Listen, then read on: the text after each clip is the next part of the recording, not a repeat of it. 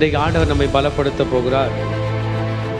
God is going to strengthen us from His word. தம்முடைய வார்த்தையினால நம்மை பலப்படுத்த போகிறார். இன்னைக்கு காலையில் நான் தியானித்து கொண்டிருக்கும் போது யூதா 1ஆம் அதிகாரம் 1ஆம் வசனத்தை நான் தியானித்து பலப்படக்கூடிய கிருபையை கர்த்தர் கொடுத்தார். அந்த வசனம் என்ன சொல்லுதுன்னா, 3 விஷயத்தை ஆண்டவர் நமக்கு பண்ணுறாரு. ஒன்று, Father God is sanctifying us. Jesus Christ is protecting us and He has also called us. இன்னைக்கு கர்த்தர் நம்மை பலப்படுத்த போகிறேன் என்று சொல்லுகிறார். We have strength from God's word today. இன்னைக்கு ஆண்டவருடைய வார்த்தையிலிருந்து தான் நம்ம பலன் பெற போகிறோம். ஆமென்.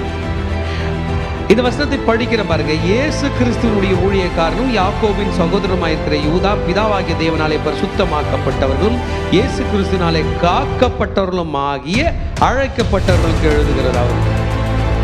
So we have been sanctified by God the Father. இன்னைக்கு நம்ம கவலைப்பட வேண்டியதில்லை. நம்மை பிதாவாகிய தேவனே பரிசுத்தப்படுத்துகிறார். எதை விசுவாசிக்கிறீங்க? என்னை பிதாவாகிய தேவனே பரிசுத்தப்படுத்துகிறார். ஜீசஸ் கிரைஸ்ட் என்னை பிரிசர்வ் பண்ணுகிறார். We have been preserved by Jesus Christ. என்னை பாதுகாக்கிறது மாத்திரமல்ல, காக்கிறது மாத்திரமல்ல, என்னை இயேசு கிறிஸ்து அழைக்கிறார். அல்லேலூயா. நம்மெல்லாம் சொல்லாமா? பிதாவாகிய தேவன் என்னை பரிசுத்தப்படுத்துகிறார். ஆண்டவராகிய இயேசு கிறிஸ்து என்னை காக்கிறார். ஆண்டவராகிய இயேசு கிறிஸ்து என்னை அழைத்தும் இருக்கிறார். ஹல்லேலூயா, ஹல்லேலூயா, ஹல்லேலூயா, ஹல்லேலூயா.